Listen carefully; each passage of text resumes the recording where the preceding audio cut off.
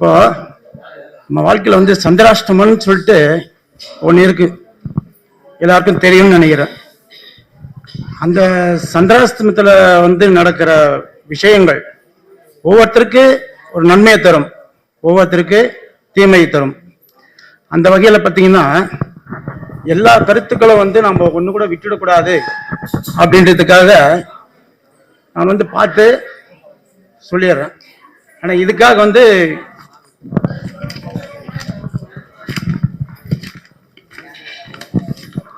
அதாவது நம்ம சந்திராஷ்டமம் பற்றின ஜோதிட விளக்கங்கள்ல சந்திரன் என்பவன் மனோகாரகன்.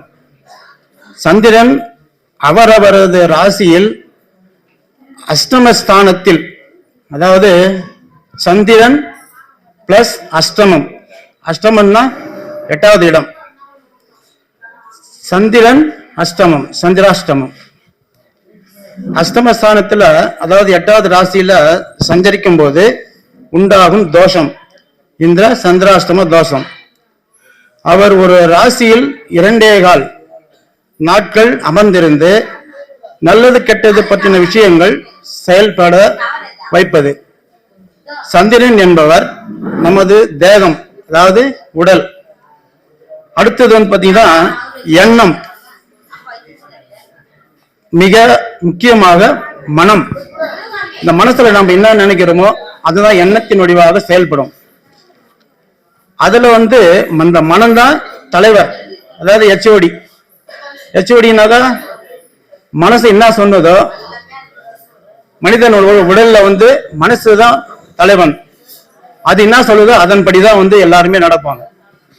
அந்த வகையில அந்த சிந்தனையையும் குறிக்கும்.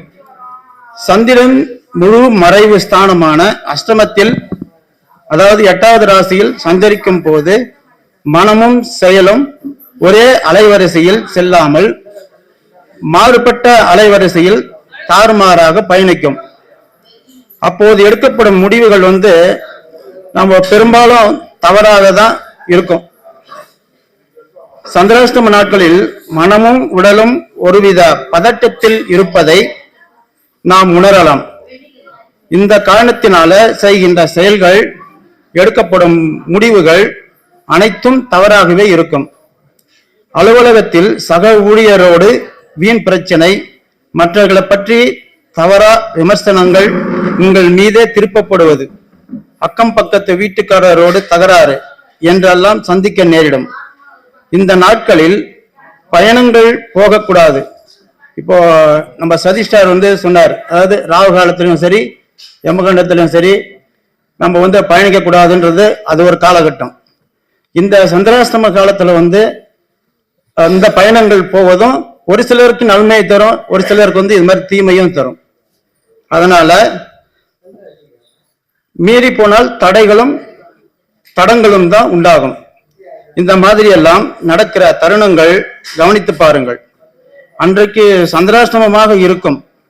இந்த சந்திராஷ்டமமானது மனக்குழப்பம், அர்த்தமற்ற பயம், படபடப்பு அடைவது, கவனக்குறைவு உண்டாவது என பலவிதமான பாதிப்புகளை உண்டாக்கும். ஆனால் ஒருவரது ஜனன காலத்தில் தேய்பிறை சந்திர காலத்தில் பிறந்தவராக இருக்கிற பட்சத்தில் அந்த ஜாதகருக்கு சந்திராஷ்டமத்தால் எந்தவித பெரிய பாதிப்பும் ஏற்பட்டு விடாது, அவருக்கு நன்மை மட்டுமே நடைபெறும். அதே போல சந்திராஷ்டம தினத்தில், அதாவது நம்ம சாலையில போறப்போ வரப்போ கவனமா தான் போவோம். ஆனா இதுல வந்து திடீர்னு வந்து நாய்கள் வந்து குறுக்கிடுச்சுனாக்கா ஒரு பெரிய விபத்தே ஏற்படும். அதனால அந்த சந்திராஷ்டம தினத்துல வந்து நாய்கள் இடத்திலும் கவனமாக இருக்கணும். அதிலும் குறிப்பாக ஜனன ஜாதகத்தில் சந்திரன், சனி இவைகளின் ஜாதகர்கள் சந்திராஷ்டம நாளில் சித்தன் போக்கு சிவன் போக்கு என்றபடி எதையும் முன்பின் யோசிக்காமல் முடிவு செல்வார்கள். அதே நேரத்தில் சந்திராசிரமத்தில் ஒருவருக்கு நிச்சயமாக எப்படியோ எந்த ரூபத்திலேயோ பணவரவு கண்டிப்பாக இருக்கும். இதனை எல்லாம் சந்திராஷ்டம தினத்தில் உணர்ந்தவர்கள் மட்டுமே புரிந்து கொள்ள முடியும். அதனால் வீணாக எனக்கு இன்று சந்திராஷ்டமம், அதனால் எவரிடமும் எந்த செயல்பாடும் வைத்துக் கொள்ளப் போவதில்லை என்று நினைத்துக்கொண்டு எந்த ஒரு பணியையும் செய்யாமல் இருப்பதை தவிர்க்க வேண்டும்.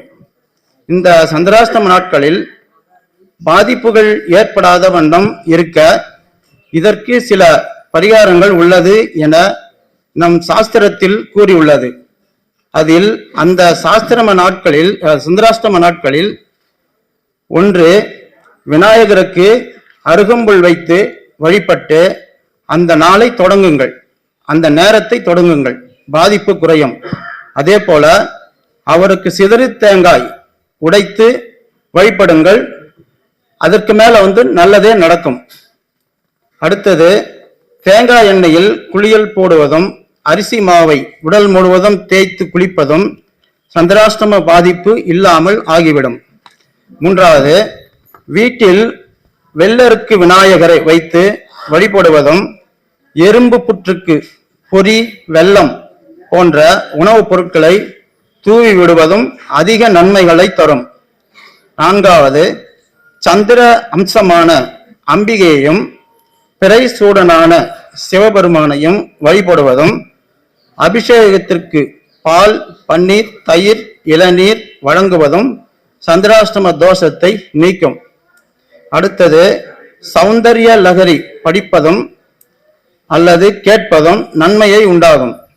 விநாயகர் அகவல் படிப்பதும் நன்மையை தரும் என்பதும். இந்த பரிகாரங்களில் ஏதேனும் ஒன்றை தேர்ந்தெடுத்து பரிகாரம் செய்துவிட்டு உங்களது எந்த பணியையும் செய்யலாம், பயணங்கள் செல்லலாம், புதிய ஒப்பந்தங்கள் போடலாம், எந்த பாதிப்பையும் தராது என்பது ஜோதிடத்தின் உண்மை. இந்த பரிகாரங்களை செய்து சந்திராஷ்டமத்தை எதிர்கொள்ளுங்கள், அதன் அற்புதத்தை உணர்வீர்கள். இந்த பரிகாரங்களை மற்றவர்களுக்கும் பரிந்துரையுங்கள். அடுத்தவருக்கு உதவுவதே ஒரு சிறந்த பரிகாரம் தான். நல்லதே நடக்கும்.